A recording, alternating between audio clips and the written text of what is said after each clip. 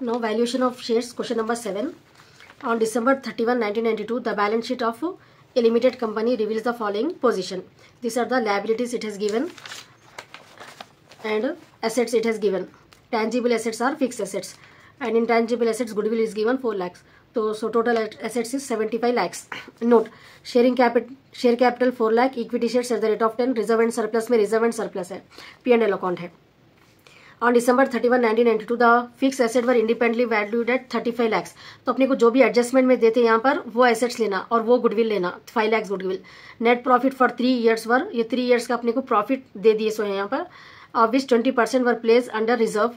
This proportion being considered reasonable in the industry in which the company is engaged and where fair investment returns may be taken as 10%. Compute the value of the company of shares, net asset method, earning capacity method. In this problem 2 methods is asking. Net asset method भी करना है अपने को और जो है सो earning capacity method से भी value of per share मालूम करना है. So here first we are taking goodwill.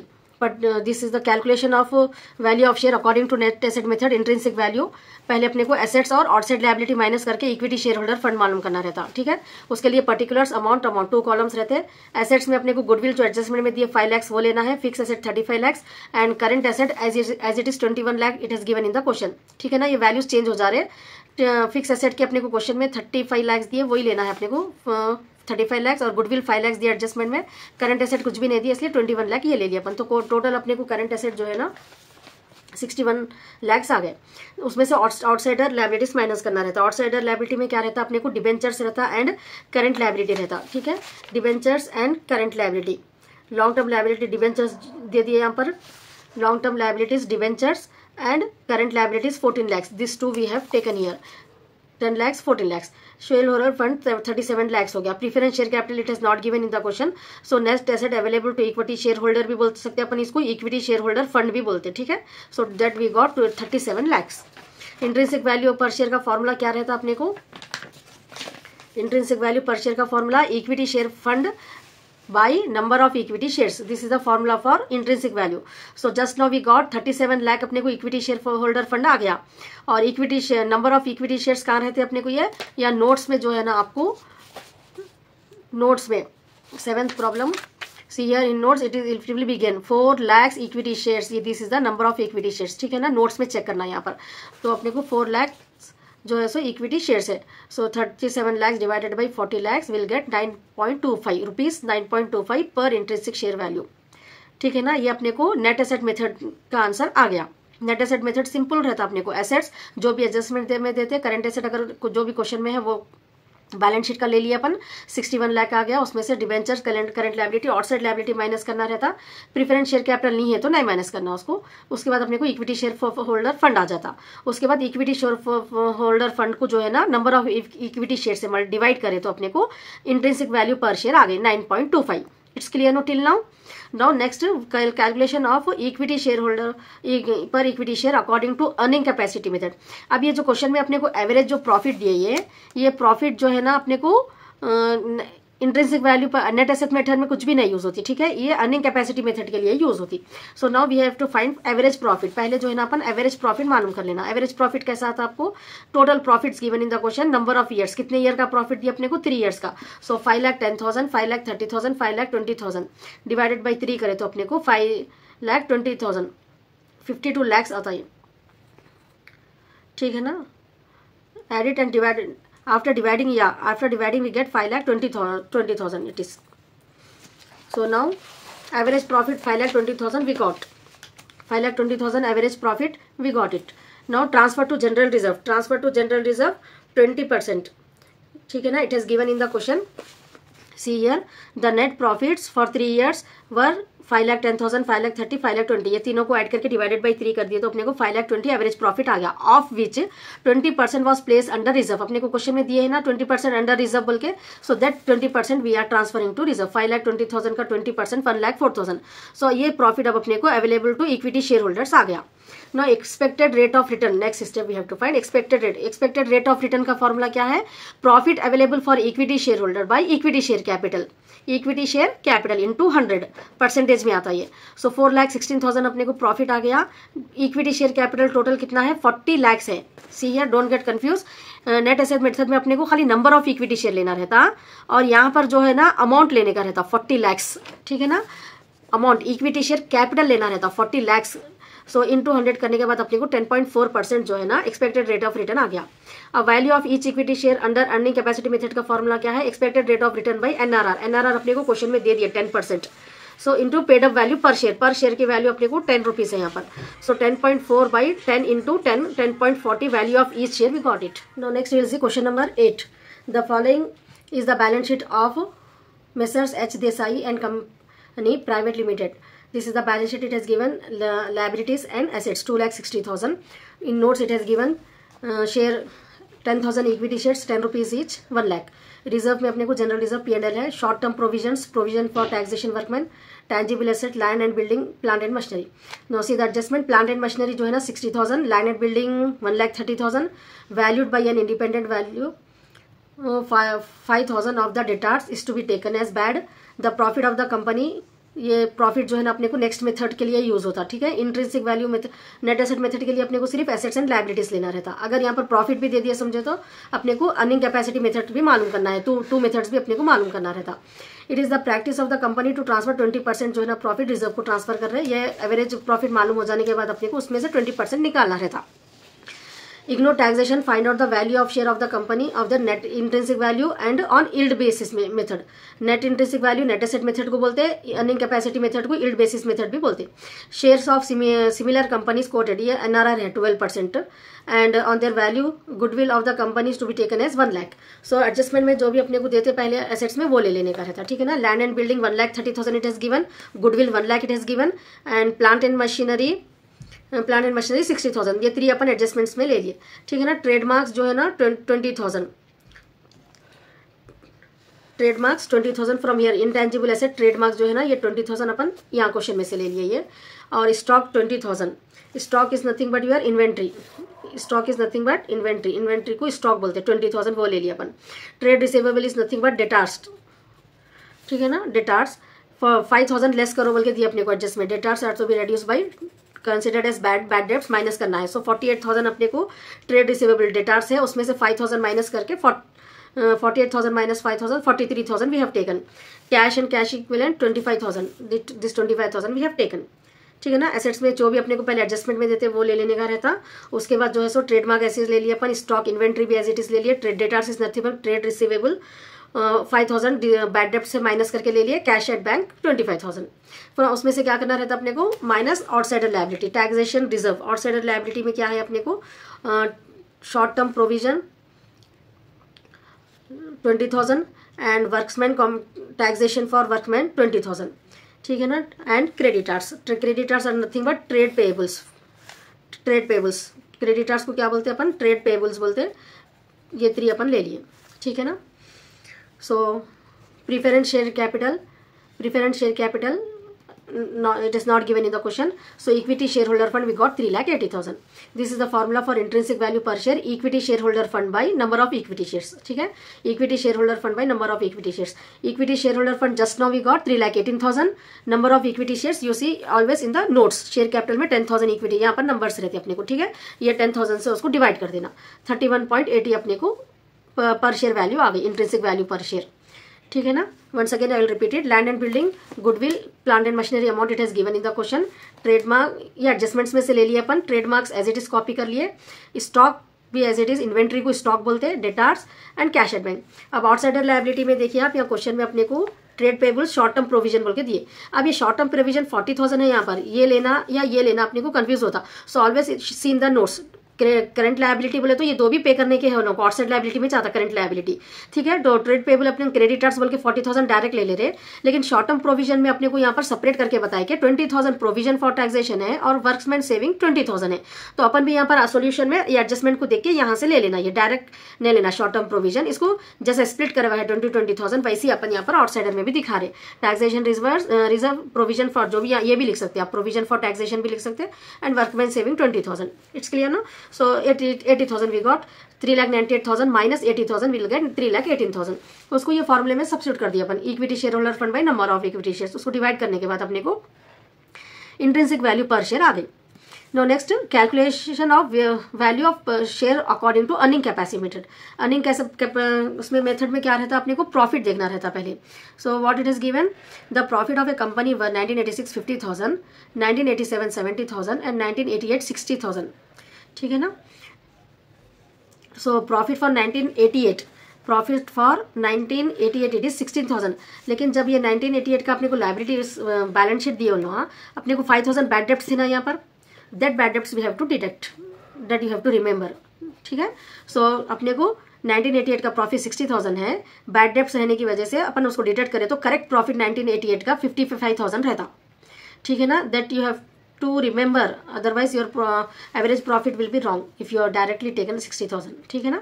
Average profit अपने को 50,000 70,000, 88 का 60 था, 55 आ गया, डिवाइडेड बाई 3 करे तो अपने को 58,333 एवरेज प्रॉफिट आ गया। एवरेज प्रॉफिट को क्या करना रहता है, अब transfer to general reserve, clearly it will be given in the question. 20% profit जो भी रहता है रिजर्व को ट्रांसफर कर दे रहे हो लोग। सो 20% इसका निकाले तो अपने को 11,066.67। So profit available for equity share holder आ गया अपने को।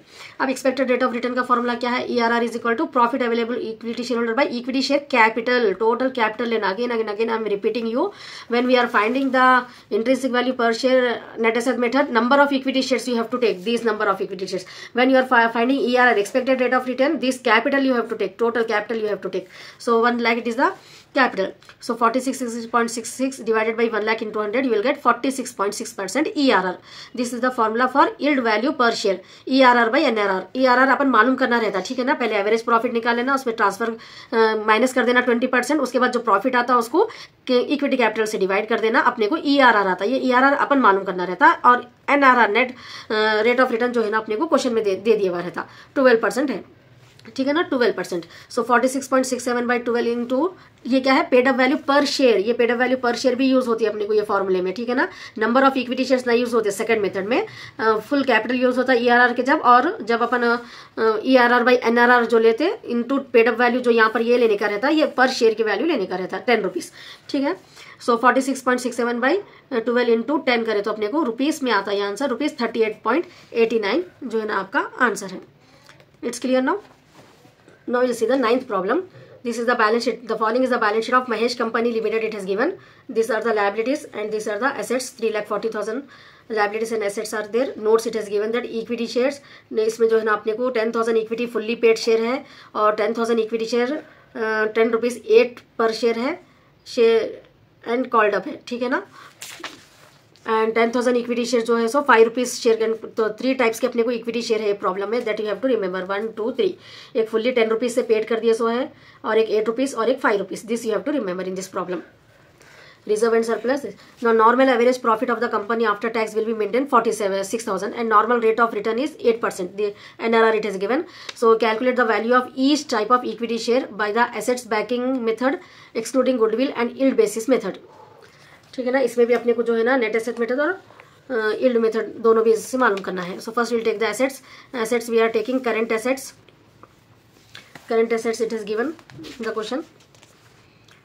सी here current assets 1,30,000. Fixed asset it has given.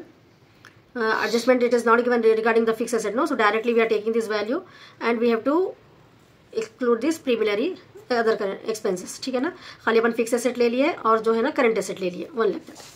Now in this problem 3 types of shares it is given, no. 10 rupees, 8 rupees, 5 rupees. So what we have to take, यहाँ पर 8 rupees में total share 10 rupees का है। ठीक है ना। 8 rupees आ गया तो 2 रुपीज़ बैलेंस है यहाँ पर, और यहाँ पर 5 रुपीज़ बैलेंस है। That you have to take as in the assets notional call on partly paid shares बोल के। ठीक है ना। अगर ऐसे टाइप का प्रॉब्लम दिया तो आपको एसेट्स में ये 10,000 शेयर्स 2 रुपीज़ से 20,000 एंड 10,000 शेयर्स 5 रुपीज़ से 50,000 ये बैलेंस है, तो अपने को एसेट्स में लेने का रहता। It's clear now. In this problem it is given like that, that's why we are taking this. Other problems में नहीं लिया अपन, सिर्फ एसेट्स माइनस आउटसाइडर लायबिलिटी कर लिया अपन वहाँ पर। यहाँ पर जो है ना अपने को ये पार्टली पेड अप शेयर्स रहने की वजह से इसको मल्टीप्लाई करने का है, ये लेने का है यहाँ पर वैल्यू। नेक्स्ट आउटसाइडर लायबिलिटी क्या है अपने को, यहाँ पर सिर्फ क्रेडिटार्स है। आउटसाइड नॉन करंट लायबिलिटी जो रहता है ना ये trade credit payables is nothing but creditors. ठीक है ना। सो 10,000 अपन माइनस कर दिए तो 3,90,000 प्रीफरेंस शेयर कैपिटल नहीं है. So amount available for equity share holders 39 lakhs we got it. ठीक है ना, 3,90,000 we got it. This is the formula for intrinsic value per share. Available amount available for equity shareholder, or we'll call it as shareholder fund, equity shareholder fund. जो याद आया आपको वो formula याद कर लो. Number of equity shares, number of equity shares in these three types of equity shares we have seen, no? So 10,000 each. It is the total 30,000 shares we have to take it. So 30,000 divided 3,90,000 divided by 30,000, 13 rupees we got it. ठीक है ना, ये पूरा 30,000 क्या के लिए है, paid up के लिए है. अब अपने को ये प्रॉब्लम में 3 टाइप्स के शेयर्स है, class A, class B, class C. ठीक है, सो फुल्ली पेड के लिए 13 रुपीज आंसर रहेगा आपका. क्लास बी शेयर्स में क्या है, अपने को 13 में से जो है ना, जो कॉल का अमाउंट आने का था 2 रुपीज, अपने को 8 रुपीज पेड अप था वहां पर. सो वो जो है ना 10 में से 8 माइनस कर देके 2 रुपीज माइनस करके यहाँ पर आंसर में भी 2 रुपीज माइनस करना, जितना बाकी बैलेंस है 11 आंसर रहेगा. क्लास सी के शेयर्स का 5 रुपीज था, तो 10 माइनस 5 करके 13 में से, ये आंसर में से 13 में से 5 माइनस करे तो अनकॉल्ड अमाउंट पर शेयर माइनस कर दे रहे अपन, तो 8, 13 minus 5, 8. It's clear now. This is the 3 values we will get it, because in this question it has given 3 types of equity shares, fully paid, partly paid. ठीक है ना, इसलिए अपने को यहाँ पर 3 आंसर्स आए इसके लिए. Now we will see next calculation of yield value per share. अब प्रॉफिट इसमें ऑलरेडी दे दिए, पिछले लास्ट प्रॉब्लम्स में अपने को प्रॉफिट है. So profit after tax is 46,000. ठीक है ना, 46,000 प्रॉफिट दे दिया अपने को. इक्विटी शेयर्स कौन से लेना है अभी यहाँ पर, केयरफुली सी यार, फुल 1 लाख के लेना है. फिर 8 रुपीज से जो थे 8 इंटू 8,000, ये अपने को 10 इंटू 10,000. ठीक है ना, एंड दिस 8 इंटू 8 रुपीज से जो थे वो 8 इंटू 10,000 सेकेंड टाइप के, और थर्ड टाइप का अपने को 5 इंटू 10,000. ठीक है ना, ऐसा लेना रहता अपने को टोटल इक्विटी कैपिटल के लिए. सो टोटल इक्विटी कैपिटल 2,30,000 आ गया. सो प्रॉफिट अपने को गिवन है क्वेश्चन में. इसमें लास्ट प्रॉब्लम्स में अपन average profit divided by number of years कर रहे थे, वो करने की जरूरत नहीं है इसमें. Average profit is not given, directly profit after tax it has given. Tax minus करना वो करे बात, अपने को जो आंसर आ रहा था वो यहाँ पर नहीं है, सब डायरेक्ट टैक्स है, प्रॉफिट है. ठीक है, प्रॉफिट आफ्टर टैक्स 46,000 और टोटल इक्विटी कैपिटल ये आ गया इंटू 100 करे तो अपने को 20% ये ERR आ गया. NRR आपको क्वेश्चन में रहता. ठीक है ना, सो फुल्ली पेड वैल्यू 10. अब यहाँ पर NRR is how much it is given, 8% it is given. ठीक है, ERR 20% आ गया अपने को. यहाँ पर भी class A, class B, class C के 3 के अलग अलग पर शेयर मालूम करना है अपने को. ठीक है, फुल्ली पेड अप शेयर अपना 10 रुपीज था. सो जब यील्ड वैल्यू मालूम कर रहे हैं अपन, तो ERR 20, NRR 8, paid up value per share 10 rupees, 25 answer you'll get it. For class B partly paid share है, ये 8 रुपीज का है ना पेड अप यहाँ पर, तो यील्ड वैल्यू क्या रहेंगी इसकी, ERR 20, NRR 8, ये पार्टली पेड 8 रुपीज जो है ना वो लेना है पर शेयर का आपको. So you'll get 20 rupees for that. Class C के लिए पार्टली पेड शेयर 5 रुपीज था. सो यील्ड वैल्यू कितना रहेगा, 20, ERR 8 जो है आपका NRR है इंटू 5 रुपीज जो balance.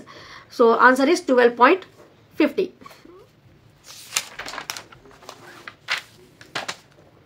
Now you see question number 10. From the following information, you may get this for short question. So from the following information, calculate the value of equity share. 2,000 10% preference share it is given 100 rupees, and equity shares are also given of rupees 50,000 of rupees each, 8 per share paid up of rupees 10 it is maybe.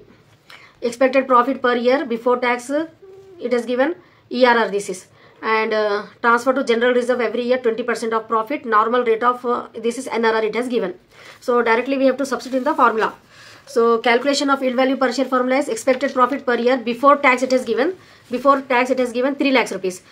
Tax rate it has given 50%. So minus tax. After that you have to minus transfer to general reserve.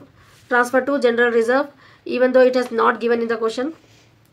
It is given, yeah. Transfer to general reserve every year 20% of the profit. ठीक है, सो पहले tax minus करने के बाद जो profit आता है वो प्रॉफिट अपन ट्रांसफर टू रिजर्व करना. 20% पहले माइनस कर दिया तो आपका आंसर रॉन्ग हो जाता है. That you have to remember. Okay, so expected profit per year before tax 3 lakh it is given. Tax 50% करे माइनस तो अपने को 1,50,000 आया. अब यहाँ पर अपन ट्रांसफर करना है रिजर्व को 20%, 30,000. So this is the profit available to us. उसमें से अपने को प्रीफरेंस के शेयर कैपिटल कभी भी दिए अगर, तो उसका डिविडेंड देने के बाद ही प्रॉफिट अवेलेबल रहता है इक्विटी शेयर होल्डर को. ठीक है ना, 2 टाइप्स के शेयर्स रहते हैं हर कंपनी में, प्रीफरेंस शेयर, इक्विटी शेयर. तो प्रीफरेंस शेयर्स वालों को डिविडेंड देने के बाद ही प्रॉफिट जो भी बचता है वो इक्विटी शेयर होल्डर को रहता है. That you have to remember basic points regarding the shares. So preference share dividend कितना है अब यहाँ पर आपको, प्रीफरेंस शेयर कैपिटल देखिए 2 लाख है, 10% है, तो 2 लाख का 10% आपको 20,000. ये प्रेफरेंस डिविडेंड निकालने के बाद ही profit available to equity share holders के लिए रहता है. सो यहाँ पर अपने को 1 लाख आ गया. ERR profit available to equity dividend by equity share capital. Equity share capital it has given in the question 4 lakhs rupees. ठीक है ना, 1 lakh divided by 4 lakh into 100, ERR के लिए आपको यहाँ पर 100 से मल्टीप्लाई करना रहता, so you will get 25%. NRR it has given in the question 15%. So ERR अपने को just now we got 25, NRR 15, paid up value of per share 8 rupees it is given in the question, paid up value per share 8 rupees. So 25 by 15 into 8 we will get rupees 13.33. This is an important problem for short, 4 marks. Now 11th problem. R Divakar holds 5,000 equity shares in Hindustan Limited. The paid up value of which is 30,000 equity shares of rupees 1 each. 1 rupee है खाली लोगों की share की value यहाँ पर. It is asserted that the normal annual net profit of the company is 5,000. The normal rate of return it has given as 8%. ठीक है. Shri Diwakar required you to value his shareholding based upon the above figures. अब यहाँ पर अपने को खाली information देके बोल रहे कि based on the above figures you have to find the shareholder. Which method it is not asking. So according to the information we can understand that normal rate of return it is given. This is yield value method we can find out. Net asset method के लिए अपने को assets minus liabilities करने का रहता, ठीक है ना. तो यहाँ पर based on the information बोले तो आप समझ जाना कि ये yield value per share मालूम करना है. तो अपने को yield value per share में यहाँ पर average profit already it has given 5,000, equity capital भी दे दिए अपने को 30,000, पूरी information है. Just you have to identify in which formula you have to substitute, first method में या second method में, then you can easily solve this problem. So yield value per share अपन मालूम कर सकते हैं क्योंकि एवरेज प्रॉफिट अपने को दे दिए, इक्विटी कैपिटल दे दिए, इंटू 100 ERR आ जाता, ठीक है. NRR given in the question and paid up value per share 1 rupees also given. So 16.67 ERR, NRR अपना 8 है, paid up value per share 1 rupees. So rupees 2.08 it is the value per share under the yield method. It's clear now. Now next we will see 12th problem. From the following information, calculate the value of equity share. The paid up share capital of a company considered of rupees 1,000. ठीक है ना. ये क्या दे दिया अपने को, paid up share capital amount दे दिया 1,000, 15% preference shares considered of 1,000, 15% preference shares and rupees 100 each, and 20,000 जो है ना इक्विटी शेयर्स है of rupees 10 each. The average annual profit company का जो है सो अपने को for depreciation and taxation amount and 75,000. It is considered necessary to transfer 10,000 to general reserve को ट्रांसफर करना है, declaring any dividend. The normal return expected ये NRR है आपका 10%. In this problem also everything it is given, just we have to substitute the formula. So method, calculate the value of equity share. So based on the information we have to identify. So in this also normal rate of return, second method we have to do, ठीक है ना. Calculation और yield value per share. Average profit 75,000 given है, 10,000 reserve को transfer करो बोल रहे हैं, and if any dividend. So preference capital कभी भी रहा तो डिविडेंड तो देना कंपलसरी रहता, ठीक है ना. सो कितना है यहाँ पर प्रीफरेंस कैपिटल अपने को 1 लाख है, 15% here in the question 1,000 into 100 1 lakh rupees होता, ठीक है. उसका 15% निकाले तो आपको 15,000 आ जाता. This is profit available for equity. Dividend के लिए आप प्रॉफिट अवेलेबल है 50,000. ERR का formula profit available by equity share capital. Equity share capital कितना है आपका यहाँ पर इन this problem, 20,000 equity shares of rupees 10 each, so 2 lakhs. So 2 lakh into 100, 25% ERR आ गया. NRR it has given in the question how much? NRR 10% it has given. So ERR 25 आ गया अपने को, NRR 10% question में है. Paid up value per equity share कितना है, equity share लेना. यहाँ पर paid up value preference shares का भी है, इक्विटी शेयर का भी है. So don't get confuse. अपन जो वैल्यू ऑफ पर शेयर मालूम कर रहे हैं that is for equity share. So that's why we have to take equity share per share value which has given in the question. So 25 by 10 into 10 rupees, 25 is the answer. If you have any doubt, ask me in the comment and subscribe to my channel.